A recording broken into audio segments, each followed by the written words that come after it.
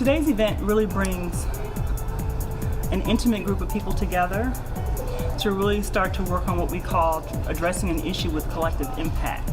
So this morning we have experts here, we have practitioners.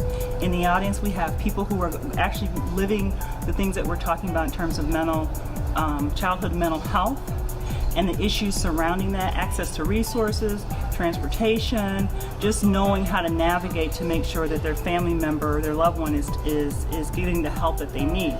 So it's a great opportunity for us to actually listen. You know, a lot of times even as experts and practitioners, we understand, but even the panelists that we had this morning also had personal experience with someone in their family struggling with a mental health issue. And then there's all the different types of disparities that come with that in terms of how people are treated, what they're given access to, resources that are available, the names that our children are being called, the shame that they experience. And so it really brings to light the need to remove the stigma and to really identify how we can work better as a community, whether it's through new legislation, whether it's these types of forums that we're having today, but collectively come up with a way that we are talking to resolve some of the issues. And the nice thing about being in the room today is that if you have a question, there are people here that can give you the answer, that can say, come, you heard Mr. Ellis talk about give us your information. Someone from the Parenting Institute talked about come and see us. So if you don't ever get in the room, you can't get to the table. And getting to the table is you can't get your need addressed. So the hope is that from this, people begin not just to continue to have a conversation, but we're creating an opportunity where we can actually start to drive and pull apart those issues that are ineffective in helping our children.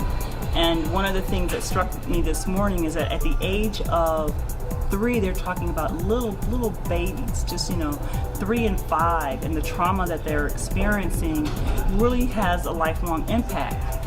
And that the methods that were used when I was growing up with my parents was kind of like, get over it, you'll be fine.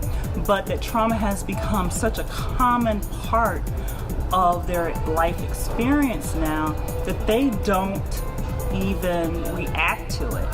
Whether it's the suicide of a friend, a gun shooting, their own internal trauma that they may be experiencing. And that's really scary, because when you think about the quality of life that they're going to be able to have, it is not okay that our children are suffering in silence. It is not okay that we have policies in place and resources that can't be tapped that can address that.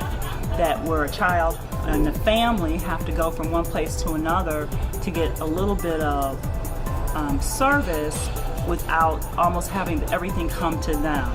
And so what it requires is that organizations work together seamlessly, that we look at what we offer, we look at what our best competencies are, and then if someone else is providing that service elsewhere, we look at how we can marry that so that process is easier for the people that need to be served.